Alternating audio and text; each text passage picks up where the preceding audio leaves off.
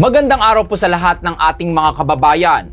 Attention po, i-share nyo po ang video na ito para po sa ating mga pamilya, lalong-lalo na yung mga naiiwan ng mga pamilya natin, mga senior citizen, mga anak at mga apo natin na nasa bahay lang dahil marami na po na biktima ang mga grupo na to o mga sindikato o mas kilala sa mga scammer. Yes po, lumilibot-libot po ang mga iba't ibang individual na mga scammer na ito sa iba't ibang mga lugar. Ang ginagawa po nila ngayon, pumupunta sila sa mga iba't ibang lugar at nagbabahay-bahay sila. Binibigyan nila ng 300 pesos, nag-o-offer sila ng 300 pesos kapalit po ng pagpicture po ng inyong mga ID. Yes po, may mga individual po na pupunta sa bahay, then mag-o-offer sila na magbibigay sila ng 300 pesos basta picturean po nila ang inyong mga ID. Marami na po na biktima. Ang nangyayari, kung saan ginagamit ang mga ID ng mga nabibiktima, nai-scam po ang mga nabibiktima. Kahit sa mga GCash nila, nakukuha nila, hindi nila alam kung paano dahil nga isa ito sa mga dahilan dahil nakuha po ang kanilang information. At isa pa, ginagamit din po ito sa pang-i-scam sa online at ginagamit po ang inyong mga ID. Kaya naman po, pinapayuhan po natin ang ating mga kababayan, lalong-lalo na po yung mga senior citizen, yung mga naiiwan sa bahay sa mga anak nyo at mga apo. Dapat alam nyo po ang video na ito. Marami na po na biktima, pupunta po sila sa inyong bahay para mag-offer ng 300 pesos. Babayaran kayo, basta pipicturan po nila ang inyong ID at nagpapakilala sila na mga taga-gobyerno sila. So wag po natin gagawin ito ay guys.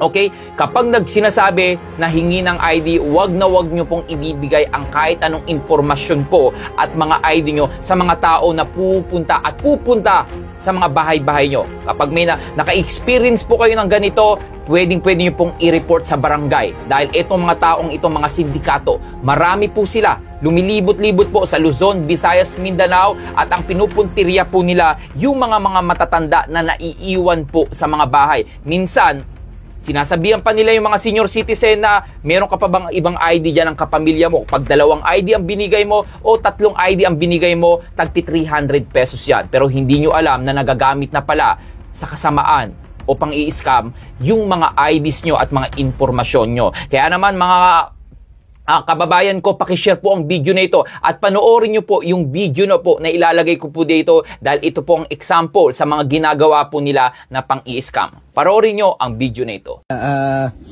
Paulit po nung sinabi nyo, hindi ko naintindihan. Di sir, ano lang po, isang valid ID lang po kasi para ma-encode natin para mabigyan kita ng 300. Anong valid ID? Kahit anong valid ID sir, driver's license, yung mga ganun, mga SSS kung meron kang ganun, passport kung meron din ganun. Para saan? Paano bang gagawin dyan? Di sir, yung ID po kasi yun sir, i-encode namin sa system. Encode nyo sa system? Po, para ano lang po yun sir, sa ano lang po kasi namin yan for identification lang. Nanguha po kami ng identification ng tao, tapos i-encode po namin para mabigyan ka ng 300. Parang national ID lang po yun sir. Bibigyan nyo ako 300, tapos anong gagawin nyo sa ID? Pipicturean mo? Opo sir, i-encode namin para, syempre, para masabi sa system po doon namin para malaman nila na legit yung tao na kinukuha namin. Paano legit yung tao? Saan company ka ba? Sa government po ako sir, national ID po sir.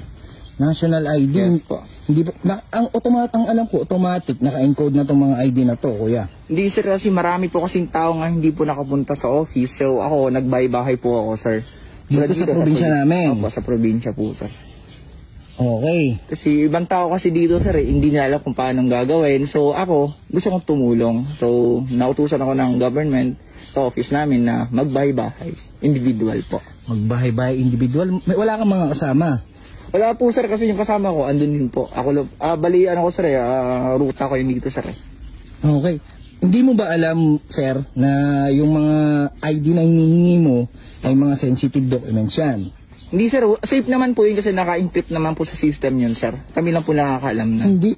Sir, ang ano dyan, naka-encode na itong mga ID na to. Opo. Valid na to. Ba't i-encode mo to ulit? Si sir, pag kukuha po kasi yung national ID sir, kailangan po ng valid ID sir. Para for identification lang po yun sir. Kaya nga. Opo sir. Manggulo mo, hindi mo ako maintindihan. Hindi sir. Ang sinasabi ko, yung ID, anong gagawin sa ID? Sir, kailangan na po ng pruweba kasi yun na yung tao na yun, siya talaga yung kinausap ko. Para syempre makita ng tao na sa office na legit yung tao na kinausap ko. Sir, ganito yan. Yung mga ID na hinihingi mo, Opo. naka-encode na nga yan. Bakit kailangan mo pang picturean at bigyan ako ng 300 para i-encode ulit?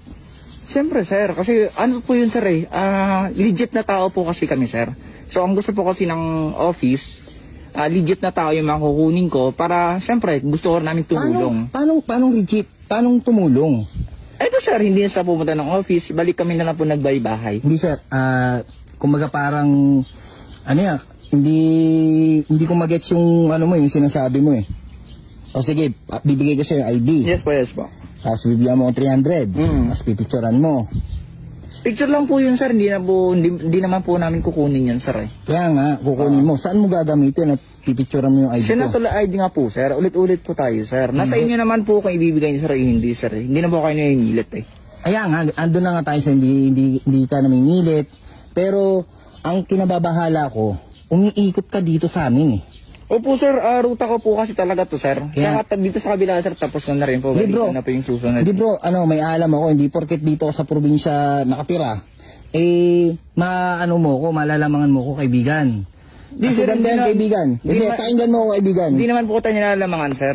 Kaibigan, ganito Gusto lang yan. po namin tumulong, sir. Kaibigan, ganito yan. Yung sinasabi mo pipicturean yung ID ko, Opo, sir. pwede nyo magamit sa, sa pagre-register ng SIM card eh. Ay, hindi po, sir. Hindi po, sir. Hindi po kami ganun, sir. Or i-register nyo si Gcash. National ID po kami, sir. Ano pinagsasabi niyo, sir? Hindi, alam ko na yan, bro. Alam ko na yan. Nangyari na sa kapitbahay ko yan. Eh di, sir, kung nangyari, sir, ibahin niyo kami, sir.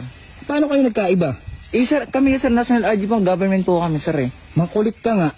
Yung intention mo sa sinasabi mo ay magkaiba. Sir, alam ko intention nyo. Sir, pinapaliwanag ko nga sa'yo, sir, diba? Alam ko gagamitin nyo sa pagpaparegister ng SIM card eh. Masyadong yung mga advance ID yung na yun. pag-utak mo, sir. Masyadong advance yung pag-iisip niyo, sir. Anong advance? For safety ang inaano ko. Safety naman po yung, sir, kukunin namin, sir. Encrypted po yun yung sa system po namin, sir. Ibig sabihin, kami lang po nakakalam na information na kinuha namin, sir. Hindi bro, taga saan ka ba? Diyan lang po, sir, sa kabilang bayan. Hindi ka taga rito bro. Di, sir, taga dyan ako, sir. Ako hindi. Ngayon lang ako nakapunta dito, sir, kasi ruta ko to, sir, eh. Hindi ka taga rito bro. Anong company mo? Sa government po, sir, nangunguha lang po kasi kami ng ID, sir. Anong company mo? Hindi, sir, ano lang po kasi yun, eh. Sa government po kasi kami, sir. Saan sa government? Hindi pwedeng sabihin, sir. Paano hindi pwedeng sabihin? Kinukuha nyo nga yung National ID lang kami, namin. sir. National ID lang kami. Nag-8 lang kami. Sige, national ID ka. Patingin ng ID mo. Di, sir, ID nyo muna, sir. Hindi, patingin ng ID mo na employed ka. Sir, yung ID na lang naman ang kailangan namin. Ba't dahil mong hinihingi, sir? Hindi, yung identification mo para malaman ko na legit talaga yung sinasabi mo. Sir, ID lang kailangan namin, sir. Sir, ba't tingnan nyo pa ng ID, sir? Hindi ko pa patunayan na sa government po kami, sir. Ito nga, bibigay ko nga sa yung ID ko. Pakita mo muna yung ID mo. Sir, ID lang kasi kailangan namin, sir. Tsaka may 300 ka naman, sir. Teka lang. Ilan na ba yung napunta mo ba dito? Marami na po, sir. Tsaka, sir, bakit ako kayo nagbibideo, sir? Ano to? Kasi alam ko na yung, yung intention mo, bro. Para Kaya nga sa mga kababayan ko, kahit din po kami dito sa lugar namin, na-experience ko po rin po yan. May kumatok sa bahay ko, then tinatanong kung pwede daw po makita ang ID ko for verification daw, tsaka census daw. Ganun ang ginagawa nila. Pero huwag nyo pong gagawin yan kasi ang dinadahilan po minsan, nagsisensus daw sila sa mga bahay-bahay at titignan po nila yung ID, kunyari may nililista sila, pero pinipicturean na po nila ang inyong mga impormasyon. So, naranasan ko na rin po yan. So, please po, pakishare ang video na ito para maging aware po ang ating mga kababayan. For awareness po, kasi ang mga scammer ngayon, parang mga isang malaking sindikato na sila na gumagawa na ng mga iba't ibang paraan para makapanloko, makakuha ng pera at gamitin ang sarili nating identity para safe na safe sila. Okay? So, maraming salamat. Please pakishare po ang video na ito at i-comment mo na ang inyong mga reaction at itag nyo ang inyong mga kaibigan, pamilya, anak, lalong-lalo na ang inyong mga nanay, tatay, lolo't lola ng mga senior citizen para maging mas aware sila sa mga ganitong bagong modus na naglilibot-libot sa iba't ibang parte ng ating bansa. Maraming salamat mo. It's me, Beans World. Hindi magsasawa na paalalahanan kayo sa mga nangyayari dito sa ating bansa. Maraming salamat and God bless everyone.